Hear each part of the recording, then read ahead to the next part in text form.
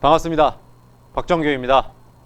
자, 지난 시간 오리엔테이션에 이어서 오늘은 본격적으로 통합과 물리 파트의 첫 번째 수업을 시작해 보도록 할 텐데요. 먼저 우리 교과서는 86쪽입니다.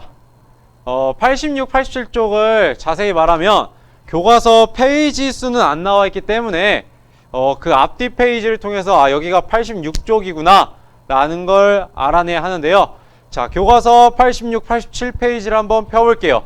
그러면 거기에 대단원 제목이 아주 크게 나와 있어요. 자, 대단원 제목이 뭔가요? 네, 맞아요. 바로 두 번째 대단원 시스템과 상호작용입니다. 자, 그러면 이 대단원 제목에서 유추해 볼게요. 이번 파트, 이번 단원에서 주로 다룰 내용이 뭘까요? 그쵸? 시스템, 그리고 상호작용이겠죠? 네. 그러면 이 시스템에도 종류가 있어요. 우리 통합과학에서 다룰 시스템의 종류는 크게 세 가지가 있는데요. 역학적 시스템, 두 번째는 지구 시스템, 세 번째는 생명 시스템입니다. 그 중에서 오리엔테이션에서 말했다시피 저는 첫 번째 시스템이 바로 역학적 시스템을 여러분들과 함께 공부할 거예요. 이 역학적 시스템은 단 하나의 중단원, 역학적 시스템, 이름이 반복되죠. 이 중단원 하나로 이루어져 있는데요. 이 안에는 약 4개의 소단원이 이루어져 있어요. 그 중에 이번 시간 할 파트는 바로 첫 번째 소단원. 제목이 어떻게 될까요? 교과서 바로 92쪽인데, 자, 한번 읽어볼까요? 시작! 자연의 질서를 유지하는 힘. 네. 그래서 이번 시간 키워드가 뭘까? 라고 한다면 한번 맞춰볼까요? 뭘까요? 제목에도 나와 있다시피 맞아요. 바로 이 힘이라고 하는 게 중요 키워드 중 하나가 됩니다. 그러면 우리 이제 본격적으로 자연의 질서를 유지하는 힘을 나가볼 텐데, 그 전에 교과서 92쪽에서 앞쪽으로 조금 와볼게요. 그럼 교과서 90쪽을 한번 보면 전에 배웠어요 라는 내용으로 여러 가지 개념들이 나옵니다. 중학교 때 여러분들이 공부했을 개념인데 이게 기억이 안 나는 친구도 있고 아니면 다 기억하고 있는 친구들도 있을 거예요. 그래서 기억이 안 나는 친구들도 있기 때문에 이 소단원 뿐만 아니라 이 중단원 수업을 하면서 이 개념들도 다시 한번 복습하는 시간도 가질 거예요. 그러니 이 90쪽에 있는 개념들, 선생님 저는 전혀 모르겠습니다. 걱정하지 마세요. 저와 함께 차근차근 수업을 들으면서 공부하다 보면 이 개념들도 다 이해하게 될 거예요. 자, 그럼 한번 본격적으로 수업을 나가볼 텐데, 자, 저는 교과서와 학습지를 위주로 수업을 해요. 그러니 아직 학습지, 제가 온라인 클래스에 올려놓은 학습지를 아직 다운받지 않은 학생들은 지금 잠깐 일시정지를 해놓고 얼른 가서 그 학습지, 오늘 수업에 맞는 학습지를 다운받은 다음에 이 수업 영상과 같이 보도록 하겠습니다. 학습지를 다운 다 받았나요?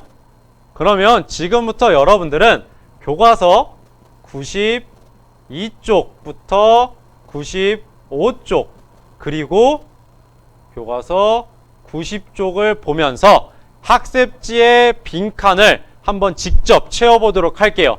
일시정지, 이 강의 일시정지 한 다음 채워보길 바랍니다. 물론 어떤 내용들은 교과서에 그대로 나와 있다 보니까 쉽게 채울 수 있고요. 또 어떤 내용은 교과서에 안 나와 있는 내용도 있지만 여러분들이 유추해서 채울 수 있는 내용도 있답니다. 교과서에 있는 걸 그대로 뺏기는 것도 좋겠지만 생각을 하면서 유추해 보면서 내용을 채우면 훨씬 여러분들한테 도움이 많이 될 거예요. 제 수업은 이런 식으로 진행이 돼요. 여러분들이 먼저 빈칸을 채운 다음 그 다음 제가 그 빈칸의 내용을 같이 채우면서 설명하는 식으로 거의 그런 방식으로 진행이 됩니다. 빈칸 채우는 게 별거 아니라고 느껴질 수도 있겠지만 직접 채워본 다음에 제 수업을 듣는 것과 아예 안 채우고 일방적으로 제가 하는 말을 전달받는 거랑은 정말 큰 차이가 있어요. 그러니 꼭 직접 채워본 후에 이 영상을 이어서 시청해 주기 바랍니다. 90쪽과 92에서 95쪽 교과서 여기를 확인해서 학습지 1쪽부터 4쪽을 한번 스스로 채워보는 시간 가져볼게요. 말했듯이 교과서에 있는 내용도 있지만 없는 내용도 있다 했어요. 없는 내용은 스스로 한번 유추해 보도록 노력해 보세요. 알았나요? 그럼 채운 후에 이어서 영상에서 만나도록 할게요. 어떻게 학습지 내용 다 채워봤나요? 그럼 저와 함께 학습지 내용을 처음부터 살펴보도록 할게요. 자, 첫 번째 볼 내용 이름이 뭐예요? 네, 맞습니다. 역학적 시스템입니다. 우리 대단원 제목이 뭐였죠? 시스템과 상호작용이었어요.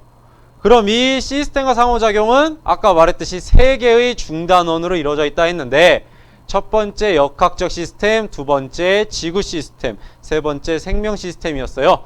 그 중에 물리 파트 저와 함께 할 역학적 시스템인데요. 우리는 방금 전 제가 한 말에서 봤듯이 시스템이란 말이 굉장히 자주 나와요.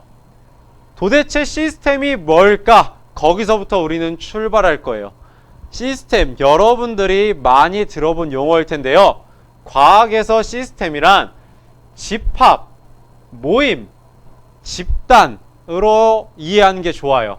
어떤 물체들의 집단, 그래서 모임, 요소들의 모임, 이런 집합, 집단으로 이해하는 게 좋다. 그러면 아까 얘기한 그 세 가지 시스템 각각을 보면 첫 번째 우리가 할 역학적 시스템은 중력, 마찰력, 탄성력, 전기력, 자기력 등 여러 가지 무엇이, 자, 여기 괄호 안에 들어갈 말이 뭘까요? 다시 위로 가볼게요. 5가지 개념을 제시했는데 공통점이 하나 있어요. 뭘까요? 맞아요. 바로 력이 들어간다는 거죠. 이 력이 뭘까? 맞습니다. 힘력자예요. 그럼 이 5가지 모두 힘을 말하는 거죠. 즉 여러 가지 힘이 일정한 규칙에 따라 상호작용, 서로 작용하고 그에 따라 물체의 뭐나 무엇이 변하는 체계. 교과서에 뭐라고 나와 있어요? 물체의 운동 상태나 바로 모양이 변하는 체계, 시스템, 즉 모양이 변하는 집단이다. 원래는 역학적 시스템만 하겠지만 그래도 지구 시스템과 생명 시스템에 대해서 간단하게 언급만 할게요. 자세한 내용은 다른 선생님들과 아마 하게 될 거예요. 지구 시스템이란 지구를 구성하는 요소들이 서로 영향을 주고받는, 즉 서로 상호작용하는 시스템, 모임이다. 지구를 구성하는 요소들, 바로 아까 위에 써있던 모임 같은 거라고 생각하면 된다 했죠. 3번 생명 시스템, 생명체를 구성하는 수많은 세포들이 생명 유지를 위해 서로 영향을 미치는, 상호작용하는 이러한 모임, 시스템이다. 우리는 이러한 세 가지 시스템 중 이 역학적 시스템에 대해서 본격적으로 한번 탐구를 해보도록 할게요. 자, 이러한 역학적 시스템의 특징이 뭘까? 한번 보면 역학적 시스템의 구성 요소는 지구와 태양, 공기와 물, 주변의 물체 등 무엇일까요? 바로 모든 사물이 됩니다.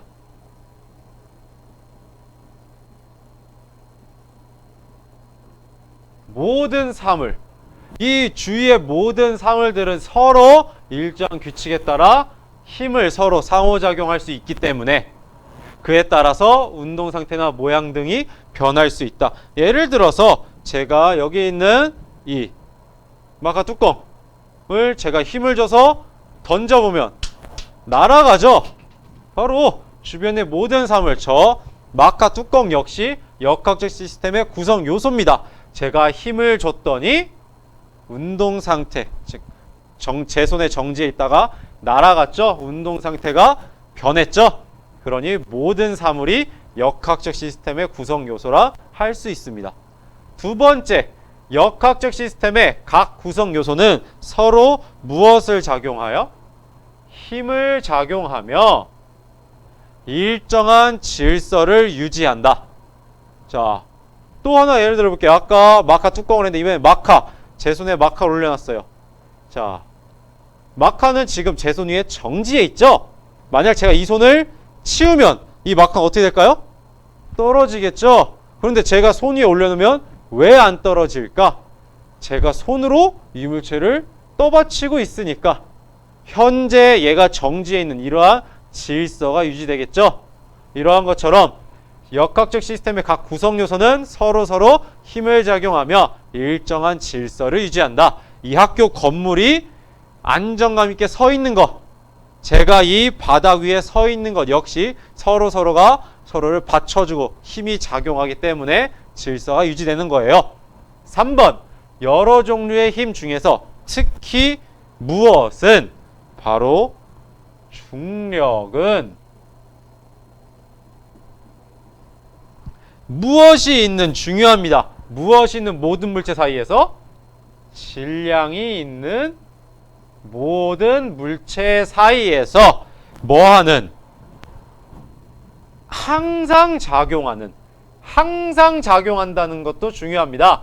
질량이 있기만 하면 항상 작용한다. 항상 작용하는 무엇일까? 힘이라는 거지. 자, 위에서 다뤘던 여러 가지 힘들 중에서 특히 중력이라고 하는 것은 질량이 있는 모든 물체 사이에서 항상 작용한다. 질량이 있기만 하면 서로 항상 작용한다는 얘기예요. 그래서 역학적 시스템에서 중요한 역할을 한다. 왜? 역학적 시스템의 구성 요소들은 모든 사물이죠. 주변의 모든 사물들은 질량이 있을까요? 없을까요? 아유, 잠깐 눈치 없게 종이 쳤네요. 잠깐만, 종소리 끝나면 시작할게요. 네, 이어서 얘기해 볼게요. 주변의 모든 사물들, 역학적 시스템의 구성 요소인데 이들은 다 질량을 갖고 있을까, 안 갖고 있을까? 당연히 갖고 있죠. 그렇기 때문에 이 모든 사물들끼리는 서로 이러한 중력을 작용한다 라는 겁니다. 아셨나요? 그렇기 때문에 우리는 이 중력이라는 것을 특이하게 여기서 다뤄보도록 할 거예요. 특이하게라기보다는 특별하게 이 중력이라는 거에 중점을 두고 해볼 거예요. 자, 지금 여기 얘기를 해봤어요. 역학적 시스템, 제목 그대로 역학적 시스템에서 시작을 했어요. 왜? 이번 중단원 제목이 역학적 시스템이잖아. 그래서 시스템이 뭔지, 그리고 역학적 시스템이 뭔지. 자, 보다 보니 또 중요한 키워드들이 또 등장해요. 바로 힘, 중력, 이러한 키워드들. 자, 그럼 다음번에는 당연히 뭘 할까요? 맞습니다. 바로 이 힘이 뭐냐?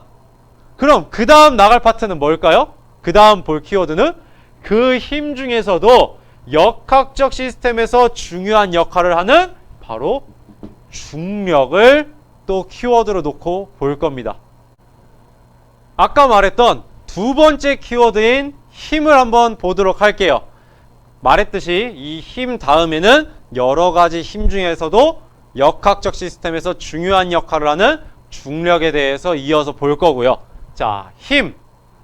먼저 힘이 뭔지를 알아야겠죠? 과학에서 말하는 힘이란 물체의 무엇이나 모양이나 또 운동 방향 또는 빠르기를 변화시키는 요인이라고 정의합니다. 자, 아까 말했듯이 제가 꼭 교과서 내용을 토대로 이 학습지, 제가 올려놓은 이 4쪽짜리 학습지에 빈칸들을 직접 한번 다 채워본 다음에 이 수업을 들으라고 했어요.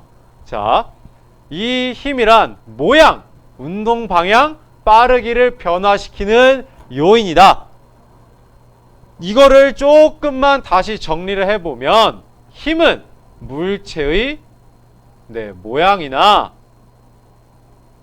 운동 상태를 변화시킨다 라는 말이 돼요. 자, 위의 문장과 굉장히 유사한데 뭐가 줄어들었을까요? 그쵸? 바로 이 운동 방향과 빠르기란 말 대신에 운동 상태라는 말이 붙었어요. 여기서 유추할 수 있는 말, 운동 상태라는 용어는 오른쪽 노트에도 써있죠. 운동 상태라는 용어는 운동 방향과 빠르기, 다른 말로 속력이라고도 하는데 이 운동 방향과 속력을 합쳐놓은 개념이구나 라는 거가 되겠죠. 이 운동 상태라는 말 굉장히 앞으로 굉장히 많이 나올 용어예요. 꼭 알아두길 바랍니다. 모양이나 운동 상태를 변화시키는 요인, 그게 바로 힘이다. 자, 간단한 예시를 한번 들어볼게요. 여기 칠판 지우개가 있어요. 제가 여기 가운데에다가 힘을 줬더니 칠판 지우개가 찌그러졌죠? 어떻게 된 거야? 내가 힘을 줬더니 모양이 변화됐죠? 내가 힘을 안 줄 땐 모양이 안 변했잖아. 하지만 힘이라고 하는 걸 주니 모양이 바뀌었죠? 또는 아까 제가 이 마카 뚜껑을 힘을 줘서 정지했던 마카를 던지면 어떻게 될까요? 날아가죠? 운동 상태가 변해서 내가 힘을 줬더니. 자, 이 힘의 정의를 잘 알아두기 바랍니다. 그 중에서도 모양보다 운동 상태에 초점을 둬서 우리는 앞으로 내용들을 계속 살펴볼 거예요. 모양은 잠시 논외로 취급할게요. 물론 모양도 변하지만 모양은 앞으로 거의 안 다룰 거고 이 운동 상태를 변화시킨다에 초점을 두도록 할게요. 자, 힘. 두 번째, 우리가 걷거나 달릴 때 땅을 뒤로 미는 뭐만큼? 힘만큼 땅도 우리를 무엇으로 밀어준다? 어떻게? 앞으로 밀어준다. 네. 자, 볼게요. 우리가 걸을 때, 뛸 때 땅을 뒤로 밀죠? 우리는 분명히 발을 뒤로 폈는데 우리 몸은 어디로 가요? 앞으로 가죠? 자, 우리가 땅을 뒤로 미는 힘만큼 땅도 우리를 앞으로 반대로 밀어준다. 이 말이 도대체 왜 힘에서 나왔냐? 이 아래 내용을 보면 이해가 될 거예요. 이 2번을 통해서 알 수 있는 말, 힘의 바로 뭘까? 힘의 상호작용이라는 겁니다. 아까 대단원에서 봤던 용어가 나왔네요. 시스템은 방금 전에 했었고 바로 시스템과 상호작용, 즉 상호작용이 나왔네요. 힘의 상호작용이라는 게 뭘까? 뭐 서로 작용한다는 건데 보다 정확하게 얘기를 해보면 어떤 물체에 힘이 작용하면 그 힘을 받는 물체 역시 어떤 크기의 힘?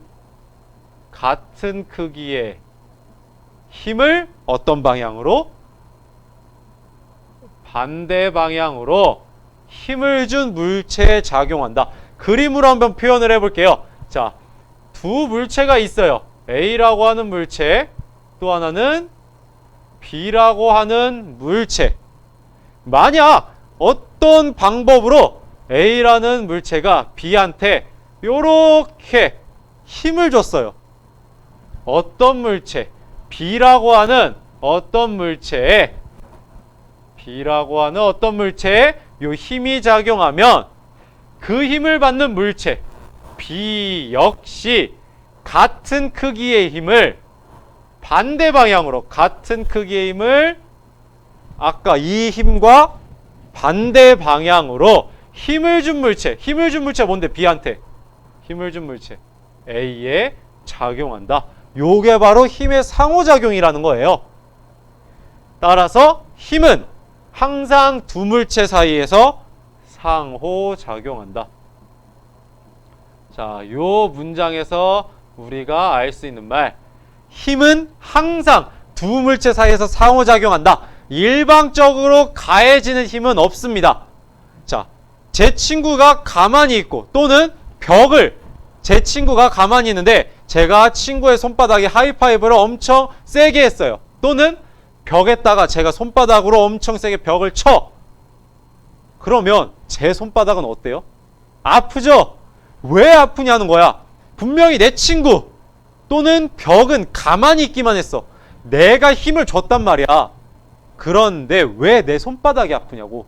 내 손바닥이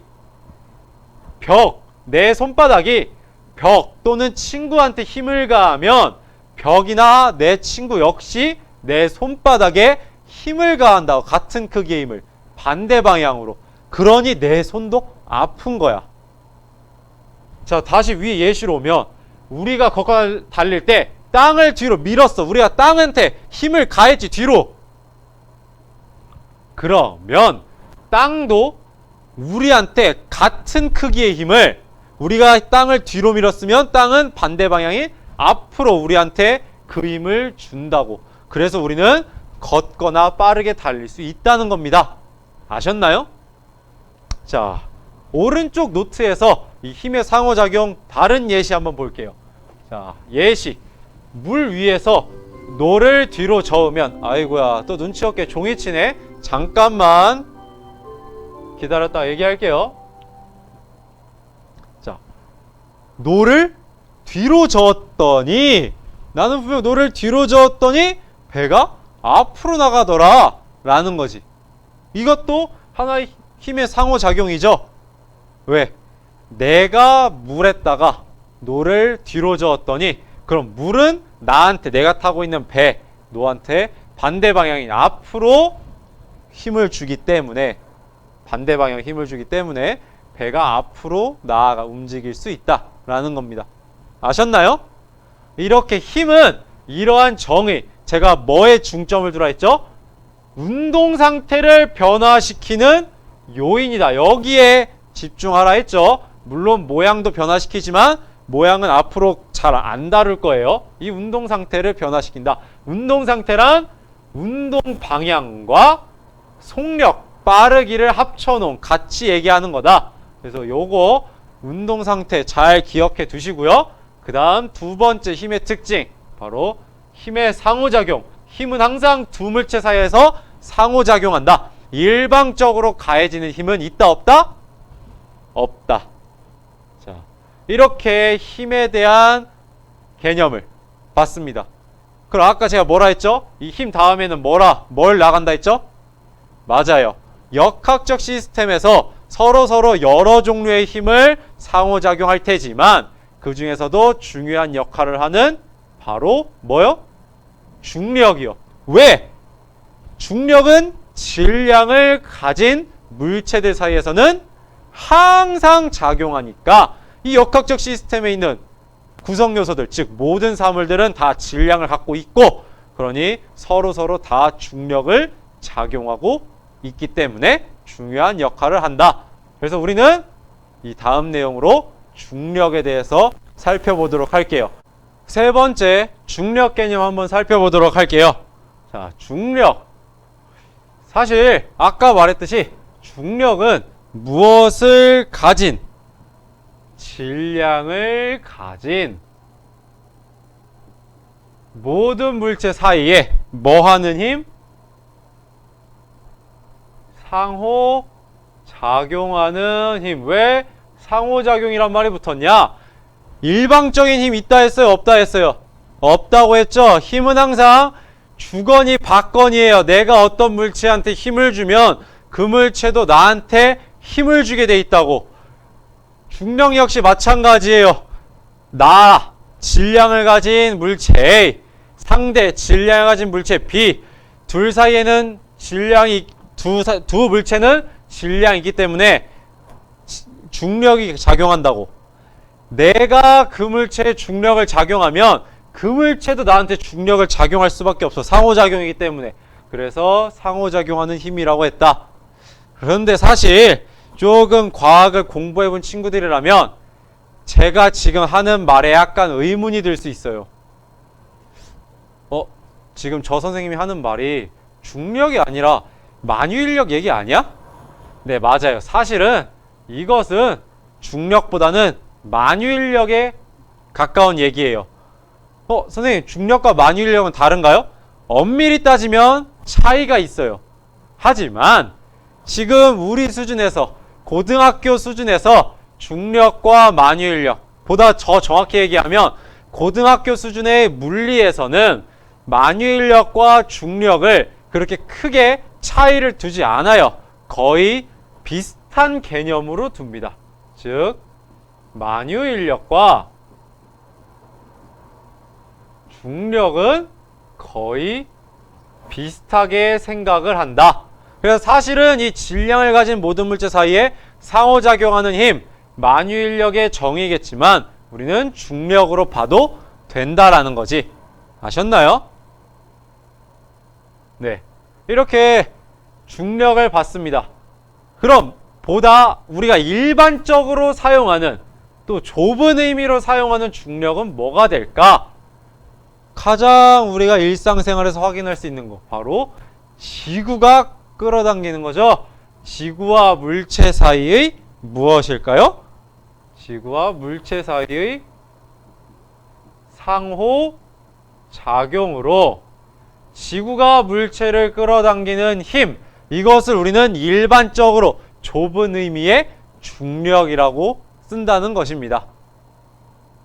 그래서 제가 아까 봤던 이 보드마카 뚜껑, 이걸 여기서 놓으면 어떻게 될까요?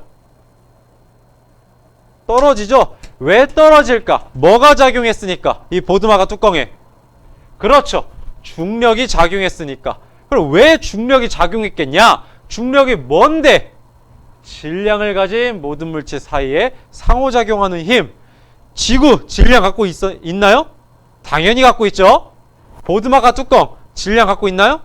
당연히 갖고 있죠. 그러니 서로 힘이 작용한다 라는 겁니다. 자, 그러면 아까 의문점, 새로운 의문점을 한번 얘기해 볼게요. 아까랑 다른 새로운 의문점을. 자, 질량을 가진 모든 물체 사이에 상호작용한대. 그러면 이렇게 보자고. 나랑 내 친구랑 같이 옆에 서 있다고 봅시다. 여기 토마스, 동수. 그러면 나도 질량을 갖고 있고 우리 동수도 질량을 갖고 있어요. 그럼 우리 둘 사이에서도 상호작용하는 힘, 끌어당기는 힘이 있어야 할 텐데 왜 그건 평소에 못 느낄까라는 거야. 그쵸? 중력은 질량을 가진 모든 물체 사이에 작용하는 힘인데 얘도 질량 갖고 있고 나도 질량 갖고 있는데 왜 못 느끼냐라는 거야. 그것은 이 힘의 크기가 너무나도 작기 때문입니다. 이거에 대해서는 추후에 이 중력의 특징들 살펴나가면서 더 자세히 얘기해 보도록 할게요. 자, 중력. 그럼 이번엔 중력의 방향에 대해 볼게요. 두 물체가 서로 뭐 하는 방향일까요? 당기는 방향으로 작용한다. 따라서 지구가 물체에 작용하는 중력은 어디를 향할까? 아까 보드마카 뚜껑을 던졌죠. 어디로 가요? 어디로? 아래로? 보다 정확히 얘기해 보면 어디? 지구 중심을 향한다고 하는 게 가장 좋습니다. 왜? 왜 why? 자, 여기 화면이 보이네요. 자, 지구가 있어요. 여기에 사람이 한 명 서 있습니다. 여기도 사람이 한 명 서 있어요. 자, 이 사람이, 위에 있는 사람이 물건을 하나 가만히 놔요. 그럼 이 물건 어디로? 여기로 떨어지겠죠? 이 사람이, 지구 반대편 이 사람이 물건을 놓으면 요렇게. 그럼 이번엔 여기에 있는 사람, 이 사람이 물건을 놓으면 어떻게 될까요? 요렇게. 자, 지구 어느 방향이든 이 화살표가 가리키는 곳은 지구 중심이겠죠. 그래서 지구 중심을 향하는 방향이다 라고 설명하는 게 보다 정확한 표현이 됩니다. 아래로 이런 말보다는 지구 중심을 향한다는 게 모든 경우를 다 생각할 수 있는 말이다. 지구 중심을 향하는 방향이다. 그럼 이러한 중력의 크기는 어떠할까? 상호작용하는 두 물체의 질량이 어떠할수록 클수록 또 두 물체 사이의 거리가 어떠할수록 가까울수록 큽니다. 상호작용 두 물체의 질량이 클수록. 자, 나왔네요. 질량이 클수록 크다고. 아까 내가 동수랑 나 사이에는 왜 서로 당기는 방향이라 했죠? 끌어당기는 힘을 못 느낄까? 중력은 질량을 가지기만 하며 서로 상호작용한다 했는데 동수와 내 질량이 어떻기 때문이에요? 크지 않기 때문이에요.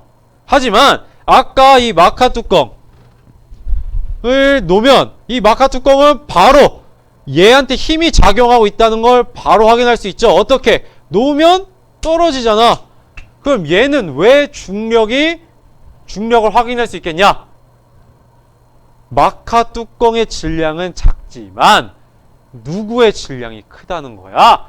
지구의 질량이 매우 크잖아. 사람이랑 비할 바가 안 되잖아. 여기 두 물체의 질량이야. 한 명만 커서가 아니라 두 물체의 질량이 클수록, 그래서 보드마카의 질량은 사람보다 작지만 이 지구의 질량이 너무 커버리니까 중력이 확 발음이 꼬였네요. 중력이 확 확인될 수 있게 엄청 크다는 거지. 사람과 사람 사이에 작용하는 중력보다. 알겠나요? 사람과 사람 사이에 작용하는 중력보다 훨씬 크다. 사람과 사람 또는 물체와 물체들 사이의 중력은 이 질량이 작기 때문에 그렇게 유의미하게 보여지지 않는다. 그래서 물체들끼리 힘이 중력은 원래는 작용해야겠지만 그 키가 너무 작으니까 물체들이 이렇게 가만히 있는 거지. 네. 자, 이어서 볼게요. 따라서 질량이 같은 물체에 작용하는 지구의 중력은 크기가 어떨까? 자, 질량이 같은 물체에 작용한 지구의 중력. 자, 작게 한번 그려볼까? 지구가 있어요. 여기에 A라는 물체 또 B라는 물체가 있습니다. 자, A, 지구 둘 다 질량 갖고 있죠? 상호작용합니다. B, 지구 질량 갖고 있죠? 상호작용합니다. 중력이라고 하죠. 이 중력이 작용할 텐데 지구의 질량은 변함이 없겠지. 근데 A랑 B의 질량이 어떻대? 같대. 질량이 같은 물체에 작용하는 지구의 중력. 그러면 상호작용한 두 물체의 질량이 지금 어떤 상황이야? A 케이스, B 케이스 모두 같은 상황이지?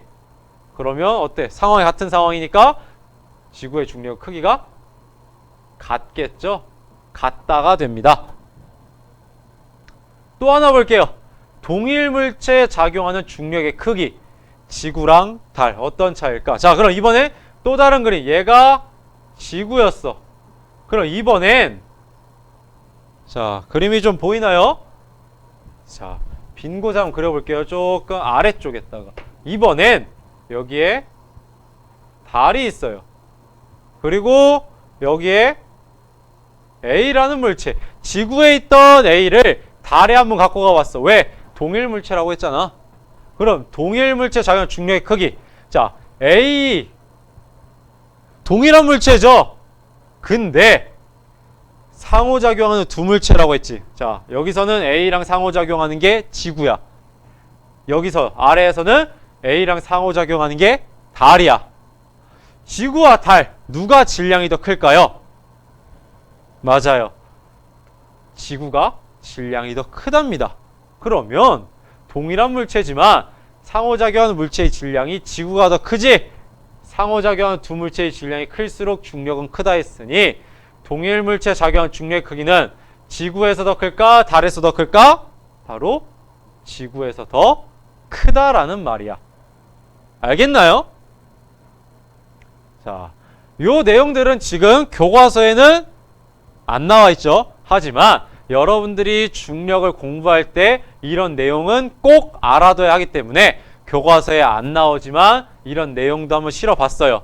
그래서 아까 제가 빈칸 채우기를 여러분들이 직접 해보라고 했는데 이 내용, 지금 하고 있는 내용을 채운 친구도 있을 테고 못 채운 친구들도 있을 거예요. 하지만 못 채운 친구들은 지금 이거를 새롭게 알게 됐으면 복습을 통해 다시 한번 익히면 되는 거고, 채운 친구들은 채웠다고 자만하지 말고 마찬가지로 복습을 통해서 완벽히 개념을 이해하길 바랄게요. 자, 그럼 4번 동그라미, 물체가 서로 뭐에 있어도 작용할까요? 아까 계속 예시로 보여줬죠? 마카 뚜껑 놓으면 떨어졌죠? 마카 뚜껑 지구랑 붙어 있나요? 아니죠. 공중에 떠 있었죠? 근데도 어떻게 된다? 서로 작용했다. 그러니 물체가 서로 뭐에 있어도, 떨어져 있어도 작용한다. 5번 자유낙하 운동. 여러 물체들의 운동에는 여러 종류, 여러 용어가 있어요. 뭐 등가속도 직선운동, 등속 직선운동 등등이 있는데 우리는 그 중에서 자유낙하 운동이라는 용어를 앞으로 몇 번, 다음 차시, 다다음 차시에서도 계속 볼 거예요. 그렇다 보니 이번 기회에 자유낙하 운동이 뭔지 한번 살짝 맛보기로 보고 갈게요. 자유낙하 운동이란 뭔가 낙하하는 거겠죠? 자, 뭐에 있던 물체가, 정지해 있던 물체가 무엇을 받지 않고 공기 저항을 받지 않고 뭐만 받으면서, 자, 여기 아까 그 그림 지워보고 해볼게요. 무엇을 받지 않고 공기 저항을 받지 않고 중력만을 받으면서 지면을 향해 낙하하는 운동. 그러면 아까 제가 보여줬었던 바로 요거 떨어뜨리는 거, 이건 자유낙하 운동일까요? 언뜻 보면 자유낙하 운동이라 보이겠죠. 왜? 내 손에 정지해 있던 물체가 중력만을 받으면서 지면을 향해 낙하하니까. 그런데 우리 실제 생활에서 우리 주변에 항상 뭐가 있어요? 우리가 살아가는데 없어서는 안 될 것 중 하나죠. 바로 공기죠. 공기가 있다 보니 공기 저항을 받습니다. 미세하지만. 그렇기 때문에 엄밀히 말하면 자유낙하 운동은 아니죠. 어쨌든 자유낙하 운동이라는 거 앞으로도 몇 번 나오기 때문에 한번 알아두면 좋습니다. 자, 이렇게 중력에 대해서 봤는데, 아까부터 계속 나왔던 용어, 바로 질량이라는 것. 이 질량이라는 게 도대체 뭘까? 선생님, 질량을 가진 물체들 사이 상호작용하는 힘이 중력, 만유인력이라면서요. 그런데 도대체 질량이라는 게 뭐예요? 많은 학생들이 질량이 무게다 라고 헷갈려합니다. 한번 이번 기회에 무게랑 질량의 차이를 제대로 한번 짚고 넘어가 볼게요. 둘은 확실히 다른 개념이거든요. 자, 오른쪽 노트를 한번 볼게요. 자, 여기 보면 무게와 질량에 대해 설명을 하고 있어요. 자, 첫 번째, 무게란 뭘까? 물체에 작용하는 뭐의 크기? 중력의 크기입니다. 중력의 크기, 물체에 작용하는. 이것도 원래 무게라는 개념은 또 엄밀히 말하면 이렇게만 볼 수는 없어요. 하지만 지금 우리 고등학교 1학년 통합과학 물리 파트에서는 요 정도 수준만 알고 있어도 충분합니다. 자, 이거에 대해서는 나중에 더 궁금하면 개인적으로 검색을 해도 좋고, 아니면 물리학 1, 물리학 2 이런 데서 더 자세하게 공부를 할 거예요. 자, 무게, 물체에 작용하는 중력 크기다. 그렇다 보니 중력의 크기, 뭐가 클수록 크다 했어요?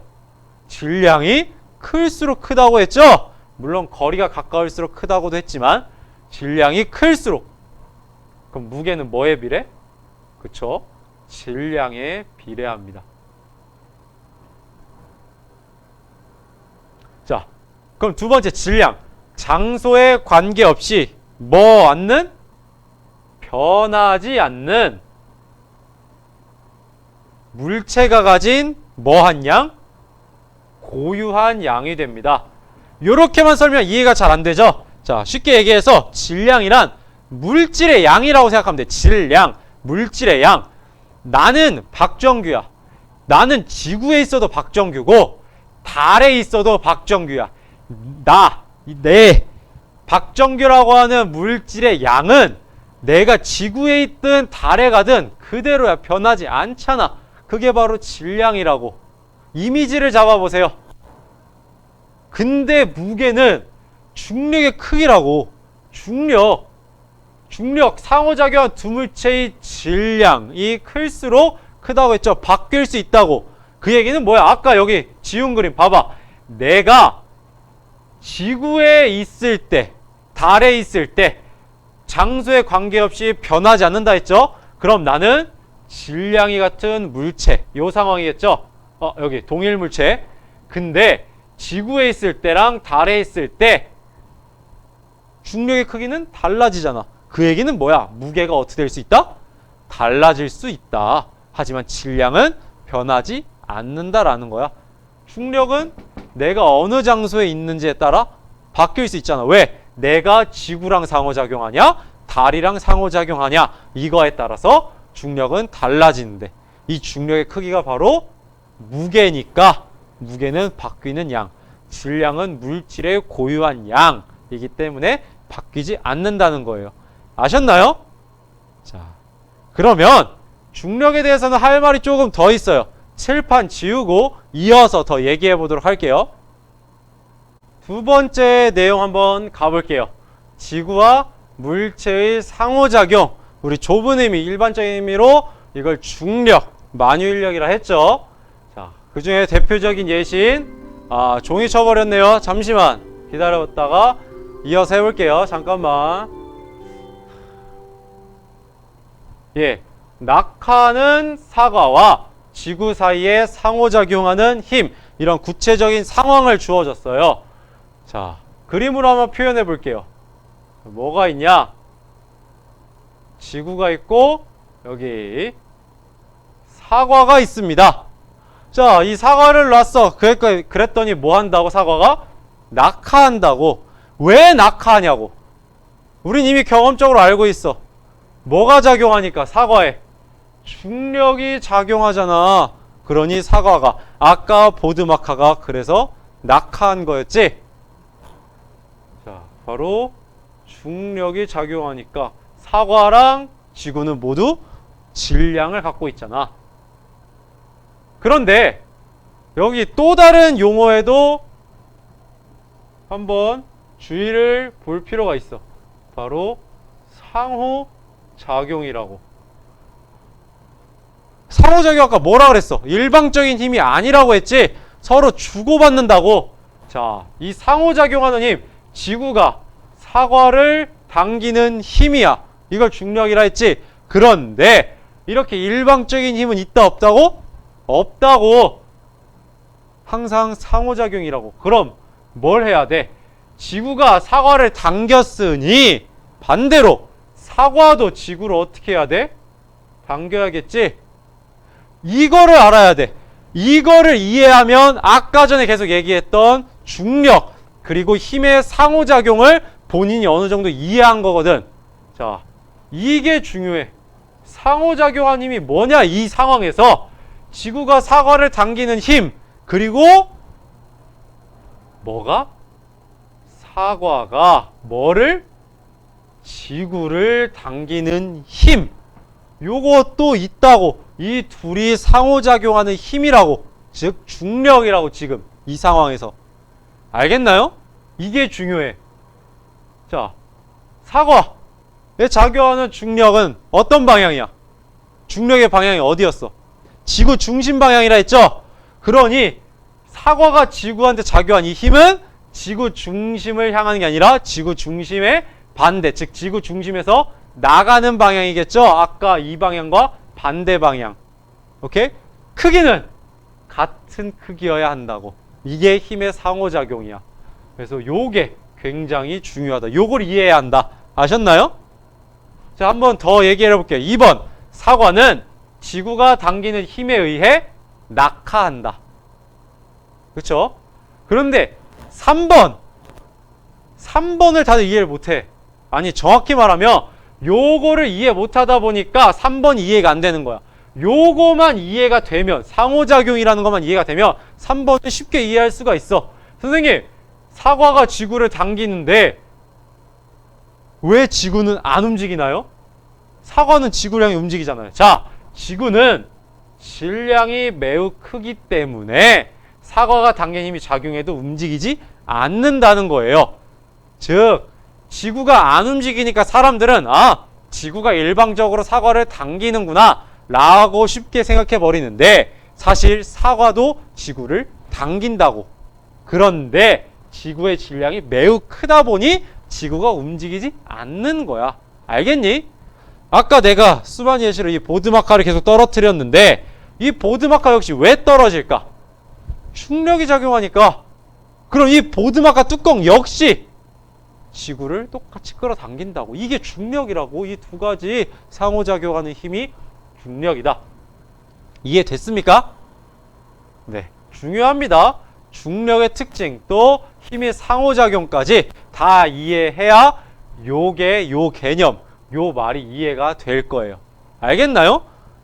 방향은 반대고 두 힘의 크기는 같다. 네.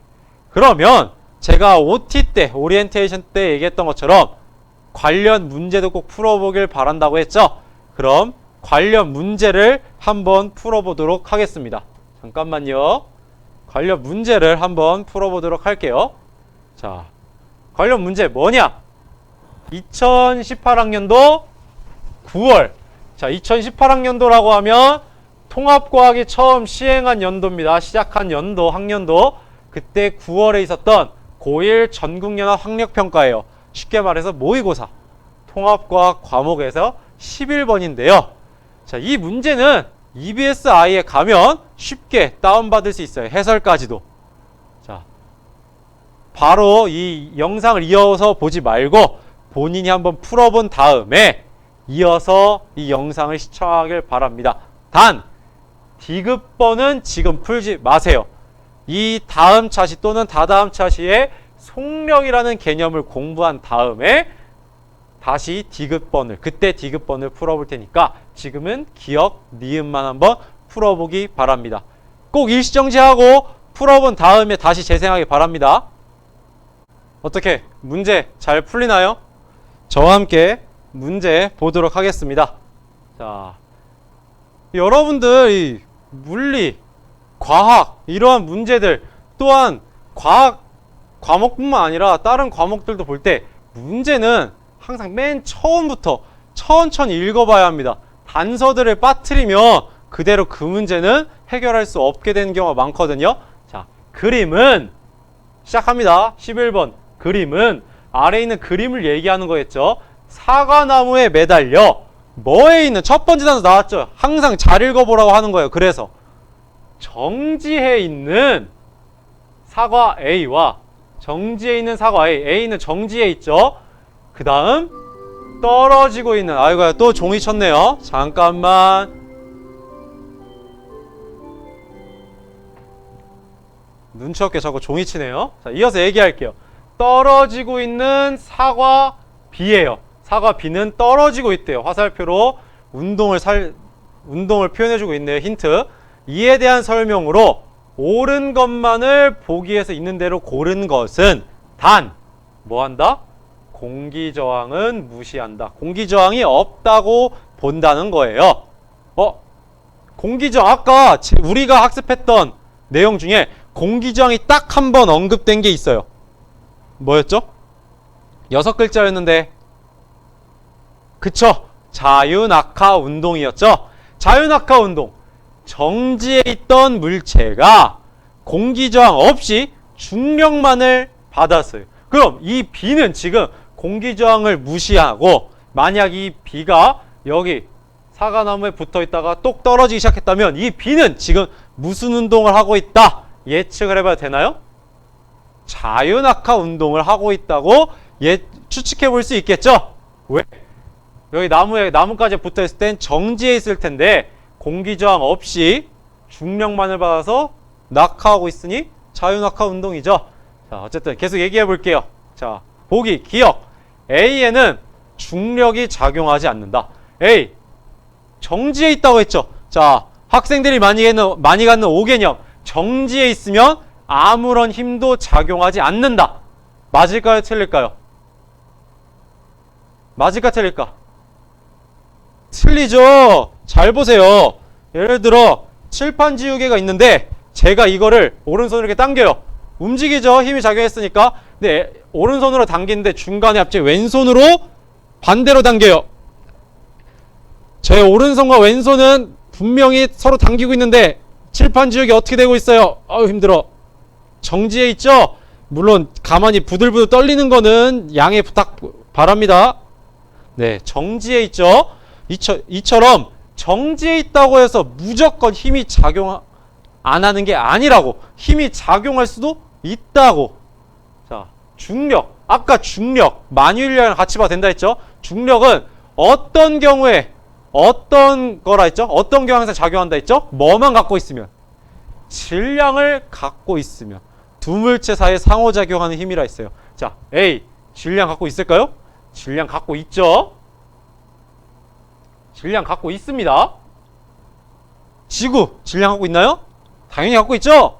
질량을 가진 두 물체 사이에 중력 있을까요? 없을까요? 당연히 작용하죠.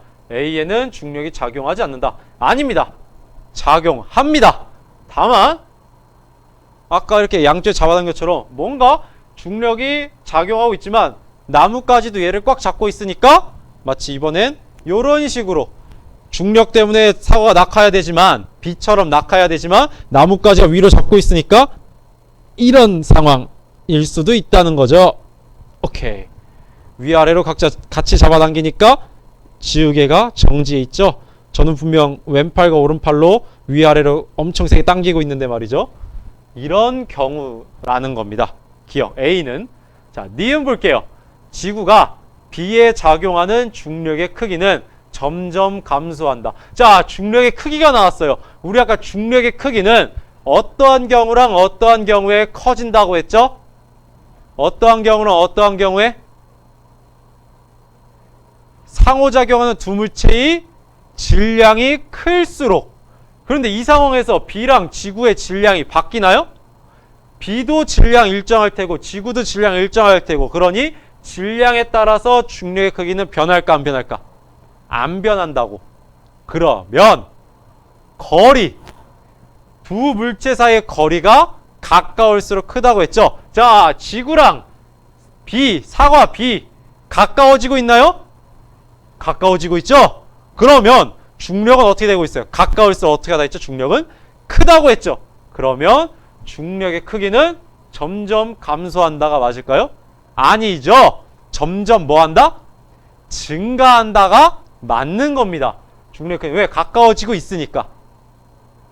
그래서 B는 감소하는 게 아니다. 틀렸다. 자, 물론 여기까지 풀어봤으면 기억니은 틀렸을 테니까 답은 뭐밖에 없을까요? 네, 2번 D급밖에 없긴 하겠죠. 그런데 이런 식으로 풀지 마세요. 반드시 연습할 때는 D급도 옳은지 옳지 않은지를 명확히 짚은 다음에 답을 체크하는 게 연습할 때는 중요합니다. 물론 아까 말했듯이 D급은 다음 차시 또는 다다음 차시 때 풀어볼 거고요. 이렇게 해서 어쨌든 기억과 니은은 다 틀렸다 인데, 자, 니은에 대해서 조금만 더 얘기해 볼게요. 중력의 크기. 물론 지구가 있고요, 사과가 있어요. 두 물체 사과가 지구를 향해 낙하하면 당연히 두 물체 사이의 거리가 가까워지니까 중력의 크기는 커지는 게 맞아요.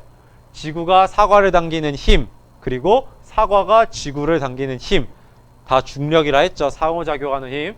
중력은 크기가 커지는 게 맞아요. 그런데 조금만 더 심화돼서 얘기를 해보면요, 이 두 물체 사이의 거리 있죠. 거리가 가까울수록 크다 했는데 이 거리는 그냥 쉽게 얘기해서 각 물체의 중심 간의 거리라고 쉽게 볼 수 있어요. 쉽게 본 거예요. 대략 봤을 때 두 물체의 각 중심 간의 거리. 그러면 잘 볼게요. 이거 지구 반지름 포함되어 있죠. 지구 반지름은 얼마나 클까요? 제가 지구과학에 대한 가방끈이 짧다 보니까 3200km 아니면 6400km로 알고 있습니다. 한번 지구과학 선생님께 제대로 한번 질문해 보세요. 3200km든 6400km든 우리가 일상적으로 경험할 수 있는 길이인가요? 거리인가요? 아니죠. 굉장히 지구 중심까지의 거리는 깁니다. 그런데 요 그림 볼게요. 뭐 지상으로부터 높아봐야 뭐 한 5m쯤 되려나요? 사과나무? 몇 미터밖에 안 되겠죠? 이 몇 미터, 요 몇 미터 기준에서 봤을 때 지구 중심까지의 거리랑 비교해 봤을 때 요거는 좀 유의미한 거리일까요? 무의미한 거리일까요? 엄청 무의미한 거리겠죠? 즉 우리가 실생활에서 한 10m, 20m 또는 뭐 100m 달리기를 잴 때 뭐 한 1, 2cm 오차 정도는 우리가 일상생활 속에서 충분히 무시할 수 있죠. 왜? 100m라는 긴 거리에서 1, 2cm는 거의 차이가 없는 거나 마찬가지잖아. 물론 올림픽과 같이 정식적으로 정확히 해야 될 땐 당연히 정확히 해야 되지만 우리의 일상생활 속을 얘기하는 거예요. 마찬가지로 이것 역시 지구의 반지름이 굉장히 긴 거에 반해 요 거리는 굉장히 짧아서 거의 신경을 안 써도 된다. 이렇게 봐도 되거든요. 그래서 우리가 일상적으로 일반적으로는 요 지표면 근처에서는 이 거리 차이가 거의 없다고 봐도 되기 때문에 중력의 크기가 일정하다고 보기도 합니다. 자, 사과가 이만큼 떨어지더라도 지구 중심의 거리에서 보면은 요만큼이냐 별 차이 없어요. 손가락 조금씩 움직이는 거 보이죠? 제 검지손가락 이거 요만큼이냐 이거 진짜 무의미한 차이거든요. 지표면 근처에서는. 물론 저 우주까지 날아가면 얘가 달라지겠죠. 그렇기 때문에 요 정도 거리는 무시해도 좋다. 거리가 바뀌는 게 사과랑 지구 두 물체 사이의 거리가 거의 바뀌지 않는 걸로 볼 수도 있다. 그렇기 때문에 중력의 크기가 일정하다고 봐도 된다. 왜? 두 물체, 상호작용하는 두 물체의 질량이 일정하고 거리도 일정하니까 중력의 크기도 일정하다 봐도 된다고. 아셨나요? 선생님, 그럼 니은은 다시 맞는 거 아닌가요? 니은은 보면 감소한다라고 물어봤지? 그런데 이렇게 일반적인 지표면 사이에서는, 지표면 근처에서는 거리 변화를 없게 봐도 된다. 즉 중력이 일정하다 라고 보더라도 니은은 틀리고, 아니면 이런 조그만 거리, 무의미한 거리지만 그래도 나는 굳이 따지고 싶다. 거리가 가까워지고 있으니 중력이 아주 미세하게나마 조금이라도 커진다 라고 보겠다. 그렇게 해도 감소하는 건 아니죠. 즉 일정하거나 증가한다 이렇게 볼 수 있기 때문에 니은은 어쨌든 틀린 게 된다. 아셨나요? 자, 좀 말이 길어졌는데 이렇게 11번 한번 풀어봤습니다. 그러면 저는 이번 파트의 마지막 부분인 중력의 영향, 시스템에 미치는 중력의 영향을 한번 보도록 하겠습니다. 자, 칠판 지우고 오도록 할게요. 긴 시간을 달려왔습니다. 드디어 이번 학습지의 마지막 파트입니다. 제목이 뭐예요? 중력의 영향입니다.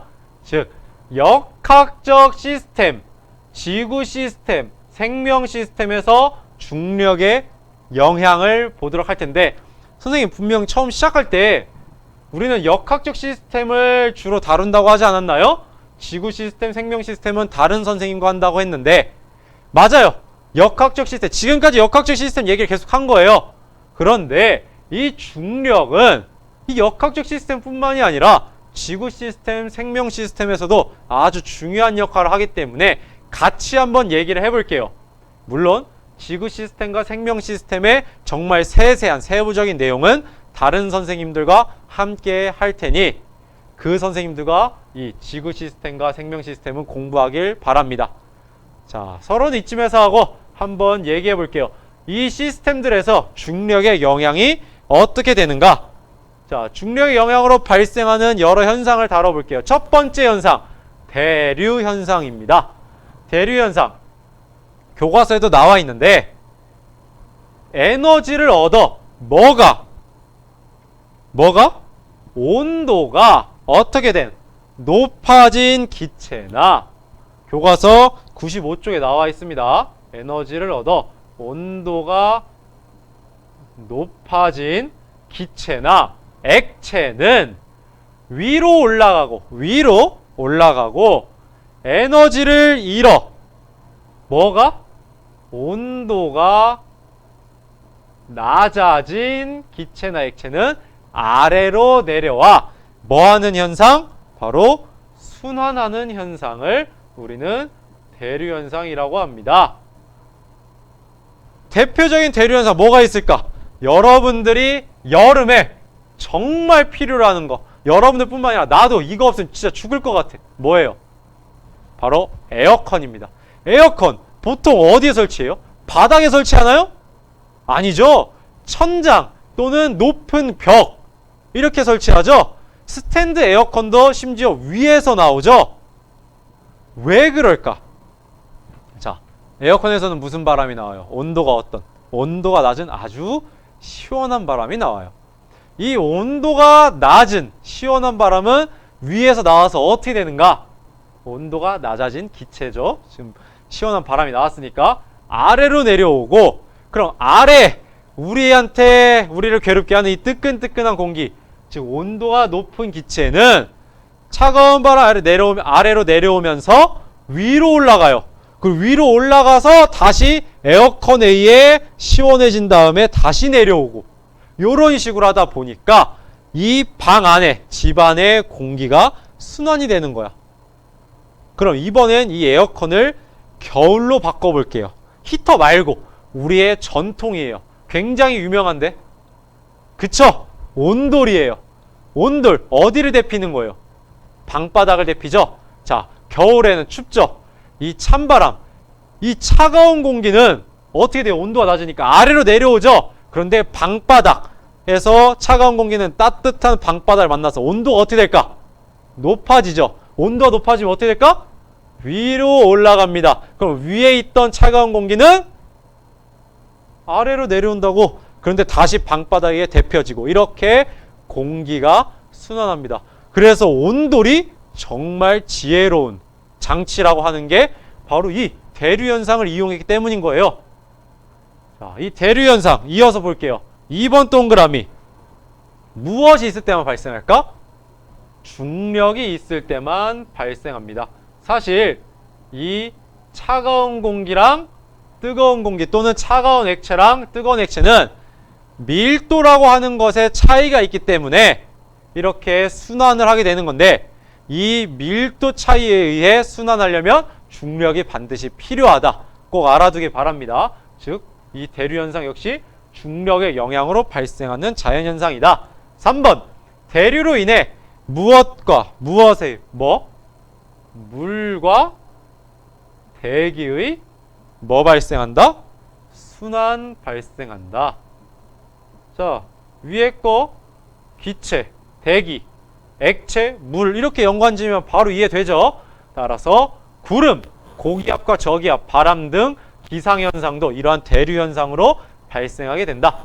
4번 동그라미. 온도가 어떻게 된 기체가, 온도가 높아진 기체가 어떻게 된다고? 위로 뭐 한다고?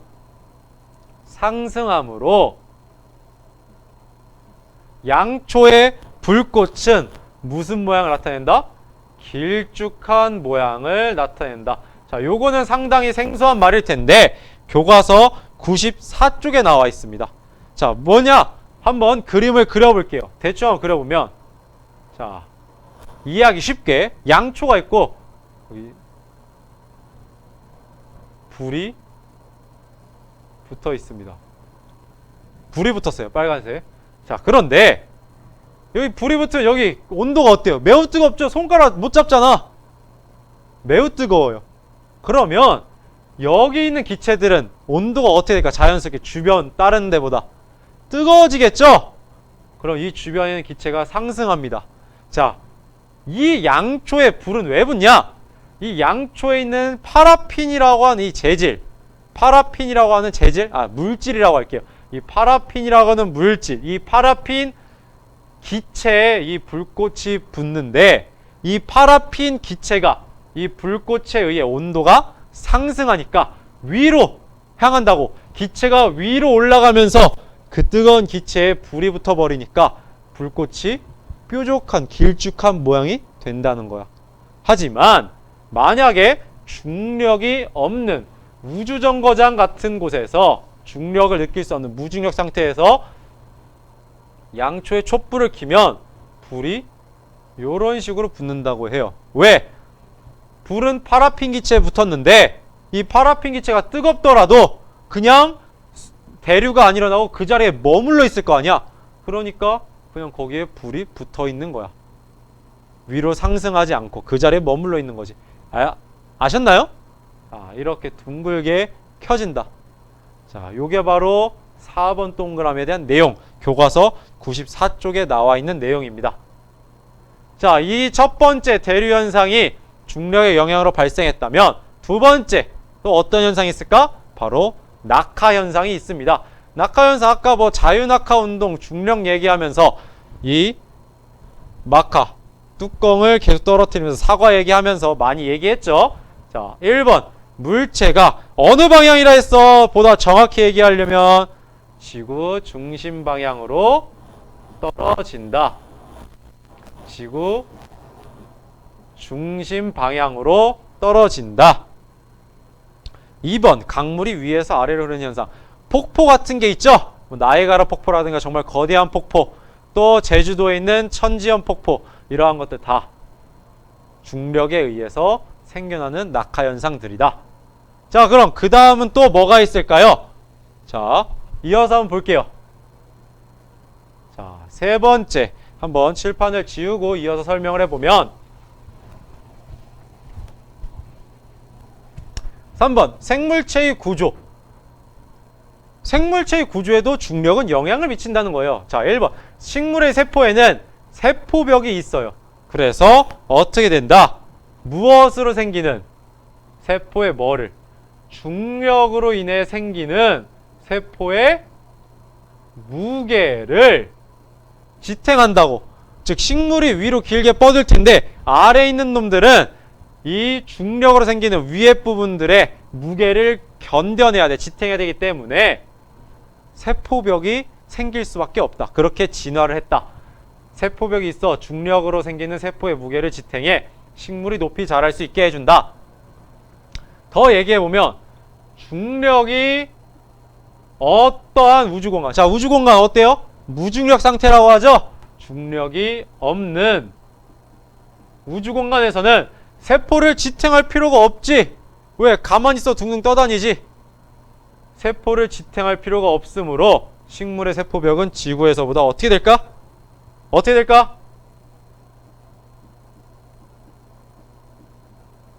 얇아진다 라는 거예요. 지구에서보다 얇아진다. 이런 것처럼 중력은 생물체의 구조에도 영향을 미치고 있어요. 2번 식물은 무엇이 작용하는 방향 뿌리를 내릴까? 우리 생각해봐. 식물을 키운다 생각해봐. 뿌리가 어디로 내려요? 아래로. 어딜 향하게? 전세계 어디에서 식물을 키워도 다 아래로 된다는 건 결국 지구 중심 방향, 즉 중력이 작용하는 방향으로 뿌리를 내린다. 그리고 중력의 어떤 방향으로? 반대 방향으로 줄기를 뻗는다. 마이크 상태가 안 좋아서 그런지 조금씩 지지직거리네요. 자, 그 얘기는 그럼 중력이 안 느껴지는, 중력이 또는 없는 무중력 상태에서는 뿌리가 어떻게 될까? 랜덤하게 자라겠죠? 뿌리가 사방으로 자란다고 합니다. 자, 3번 동그라미. 코끼리와 같이 어떠한, 일반적으로 코끼리는 어떤 동물이에요? 가볍나요? 아니죠? 무겁죠? 코끼리와 같이 무거운 동물은, 자, 어때요? 다리, 골격 봐봐. 어때? 겁나 크죠? 단단한 골격을 이루고 있다. 왜? 위에 세포벽이랑 마찬가지야. 무게를 지탱해야 되니까 세포들의 무게를 지탱해야 되니까 골격이 커야 한다. 4번 무중력 상태에서는 중력으로부터 몸을 지탱해주는 뼈의 기능이 사라져. 굳이 몸을 지금처럼 내 다리가 내 상체를 지탱해줄 필요가 없죠. 그러니 뼈의 밀도가 어떻게 될까? 줄어든다. 이러한 뼈의 밀도가 줄어드는 병을 우리는 골다공증이라고 합니다. 그래서 무중력 상태에서 오랫동안 생활하면 또 사람은 거기에 적응하거든. 그래서 골다공증이 발생한다고 해요. 마지막 4번 괄호 보겠습니다. 전정기관. 전정기관이 뭘까요? 한 번쯤 들어본 친구도 있을 거야. 어디에 있는 기관일까? 바로 귀에 있는 기관이죠. 사람의 평형 감각을 담당하는 기관인데, 자, 전정기관 볼게요. 사람의 귀 속에서 무엇을 감지하여? 바로 중력을 감지하여 몸에 무엇을 유지한다고? 평형을 유지하는 기관입니다. 어떻게 되냐? 내가 지금 내 안에 내 귀 속에 있는 전정기관 덕분에 나는 지금 똑바로 서 있구나. 눈을 감아도. 그리고 이렇게 기울었을 때 내 몸이 기울어 있는 것 같은데 이것도 귀 속에 있는 전정기관 덕분에 알 수 있다는 거지. 전정기관 안에 이석이라고 하는 이석, 귀 이자의 돌석, 귀 속의 돌 같은 거죠. 이석이라는 칼슘 덩어리가 몸의 움직임에 따라 어떻게 움직여? 중력 방향으로 움직입니다. 중력 방향으로 움직이며 몸의 뭐를 유지한다? 평형을 유지한다. 그래서 내 몸이 지금 기울었다? 그럼 원상복귀 해야겠다. 이렇게 평형을 느끼도록 해주는 기관이 바로 전정기관이 됩니다. 자, 다시 얘기해 보면 대류현상, 낙하현상, 그리고 생물체의 구조, 또 전정기관, 이러한 것들에 중력에 영향을 미친다고요. 그래서 결론이 뭐냐? 역학적 지구 생명 시스템의 입장에서 보면 모두가 다 중력의 영향을 받고 있다고. 아까 봤잖아. 낙하는 이런 자연현상, 이 지구 시스템에서 볼 수 있겠죠? 생명 시스템, 아까 생명체의 구조, 전정기관 같이 또 생명 시스템도 영향을 받고 있죠. 자연현상, 지구 시스템도 영향을 받고 있고, 또한 이러한 우리 주변의 모든 사물들은 역학적 시스템의 구성 요소라면서, 그러면 이 주변의 모든 사물들은 지금 중력에 의해 영향을 받고 있죠. 왜 중력이 특별하고 중요한 역할을 하는지 이제 아시겠나요? 자, 1번. 중력은 지구의 모든 물체에 어떻게 작용할까? 지속적으로 작용해 영향을 주는 힘입니다. 지속적으로 계속 질량을 갖고 있기만 하면 계속 지속적으로 작용한다. 2번. 대기와 물이 순환하게 하여, 아까 대류현상도 봤죠? 동식물이 살아가는데 필요한 공기, 물을 공급하고 대기층을 형성합니다. 3번. 동식물이 지금 같은 형태를 유지하는데 중요한 원인이 돼요. 아까 봤죠?